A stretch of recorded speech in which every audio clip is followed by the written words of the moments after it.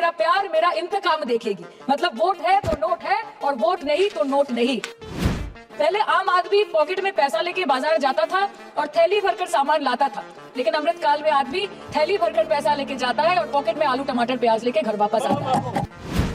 झोला भर के पैसे लेकर भी नहीं खरीद सकते आलू प्याज। टीएमसी सांसद का महंगाई पर बड़ा हमला। दोस्तों, क्या आपने कभी सोचा था कि एक दिन ऐसा भी आएगा जब झोला भर के पैसे लेकर बाजार जाओ और फिर भी आलू प्याज टमाटर जैसी आम सब्जियां खरीदना मुश्किल हो जाए। टीएमसी सांसद सयानी घोष ने लोकसभा में महंगाई पर सरकार को जमकर घेरा और इसी मामले पर कुछ ऐसे तीखे सवाल पूछे जो हर आम आदमी के दिल की बात लगते हैं। आइए जानते हैं उनके भाषण की पूरी कहानी। महंगाई का मुद्दा हर आम आदमी के लिए आज सबसे बड़ी समस्या बन चुका है। इसी मुद्दे पर तृणमूल कांग्रेस यानी टीएमसी की सांसद सयानी घोष ने लोकसभा में अपनी आवाज बुलंद की। अपने भाषण में उन्होंने सीधे तौर पर मोदी सरकार को घेरते हुए कहा कि आज के हालात ऐसे हो गए हैं कि झोला भर के पैसे लेकर बाजार जाओ और फिर भी आलू प्याज टमाटर जैसे बुनियादी सामान खरीदने के लिए संघर्ष करना पड़ता है। ये बयान न केवल सदन में मौजूद लोगों का ध्यान खींचने वाला था, बल्कि देश के हर नागरिक के लिए एक कड़वी सच्चाई थी। सयानी घोष ने अपने भाषण की शुरुआत आम जनता की हालत का जिक्र करते हुए की।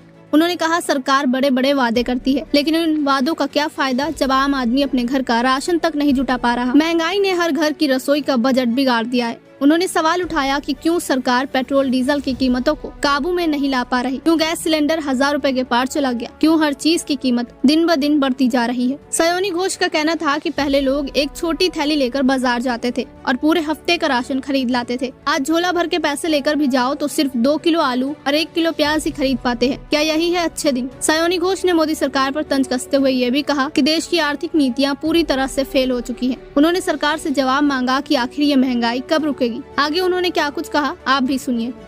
सर, इनके बुलडोजर के चलते मैडम भारत के लोग सवाल पूछना भूल गए और भारत की जनता आजकल इतनी भूखी है कि खाने को धोखा भी खा लेती है। मैडम, भारत में एक मिडिल क्लास जो 1 साल पहले एक वेजिटेरियन थाली 100 रुपए में खाता था, आज वही वेजिटेरियन थाली 152 रुपए की हो गई। टमाटर की कीमत 247% बढ़ गई, आलू की कीमत 180%, लहसुन 128% और तेल नमक आटा मैदा 18%।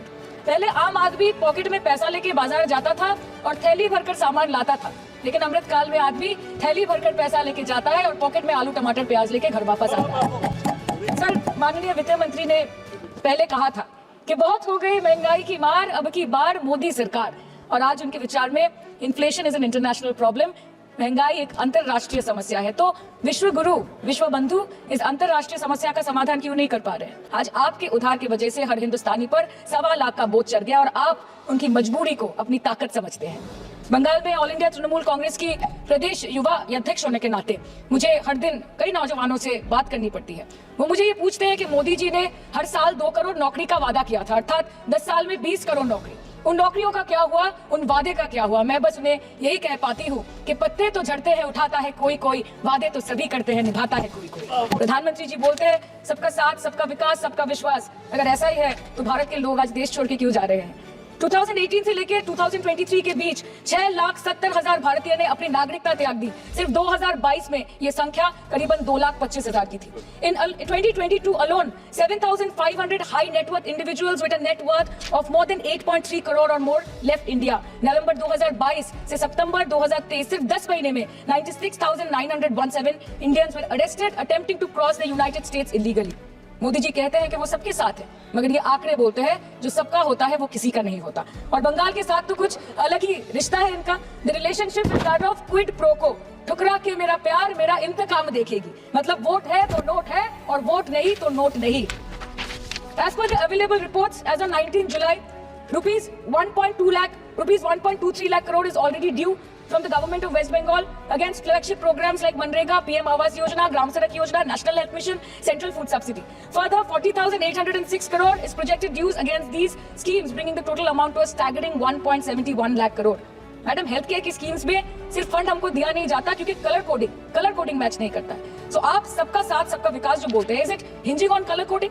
आपको रंग पसंद नहीं तो आप बंगाल के लोगों को पैसा नहीं दोगे और फिर आप आके बोलते हो कि हम बंगाल में जीत क्यों नहीं पाते।